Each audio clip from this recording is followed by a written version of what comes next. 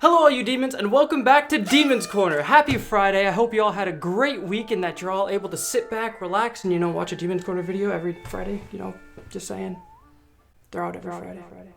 Today's video was actually made possible by you. Yes, you, the viewers, right there, because I actually read those comments. Aaron? A comment from Catherine Vega actually said, why don't we just, review kids who have memories of a past life? Lucky for you, I did that because I love you guys. A majority of these cases actually occur with children between the ages of 2 and 6. But after the ages of 6, they seem to just disappear. The memories just seem to fade from the children of their past lives. There was a study that took course over a 4-year period which analyzed 1,500 children who claimed to have these cases of a past life in their memories. And scary enough, they were verified by these people who were researchers. So I decided, why not I try my hand at this stuff and research some of this. Here are some 5 cases of children who can remember their past lives.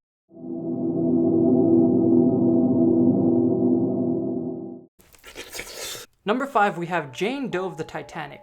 This 12-year-old was suffering from cases of claustrophobia and extreme fears of drowning, and was always wondering why this was. During a visit to the museum in the Titanic exhibit, they started to feel uneasy and noticed that there was a lot of these different items that they were able to understand. They were able to name and say what the objects were or the items, kind of what story they told before the narrator or the museum guide even told them what it was. There was this one particular item that was an engagement ring to a woman who was in the 2nd class of the Titanic when it sunk.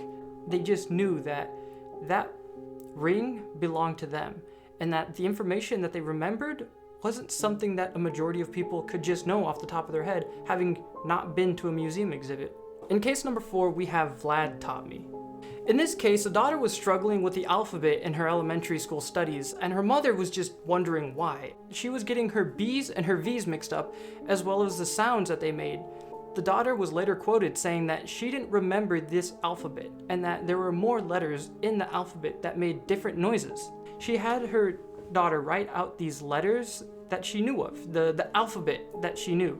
And surprisingly enough, she wrote Russian letters, which came to a shock to the mother because the daughter had never been in any Russian language classes or even been to Russia.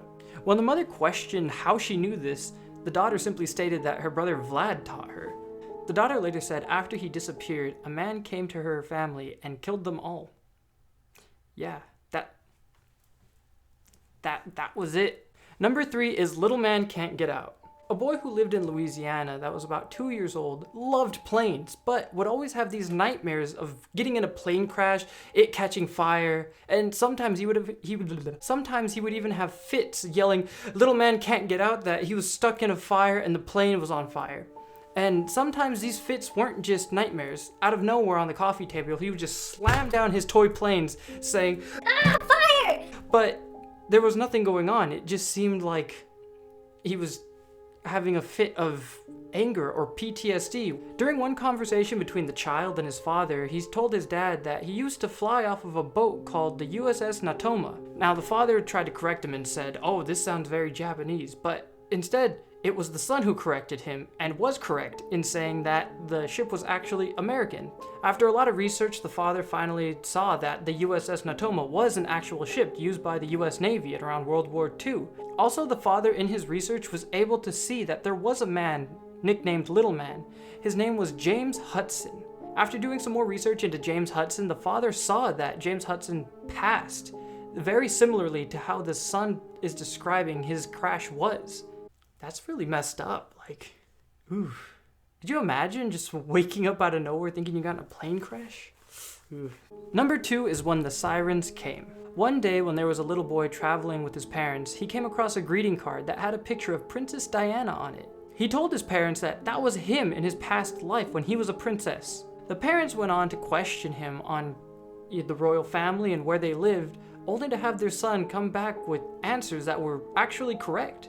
After these questions, the son even went on to say that there was a son, John, that was in the royal family that the parents didn't know about. After some research, the family was able to incredibly verify that Princess Diana did have a younger brother named John, who died at infancy. Not only was he able to list a name that the parents didn't know about, but was also able to describe this castle that they lived in extreme detail, all the way down to the unicorns they had on the tapestries in the castle. The son was later quoted saying, "Then the sirens came, then I wasn't a princess anymore." It's very impressive that they could remember so much details, because when I was between the ages of 2 and 6, like, I couldn't even get my shoes on properly, let alone tie them, or even remember where I put my shoes the previous day. Yes, Mom, I remember that. And finally, at number 1, why can't I remember their names? 2 parents struggled when their son would always wake up at night being terrified, saying that his heart exploded. After one such instance, the child complained to his mother, "Why can't I remember the 3 names of my sons?"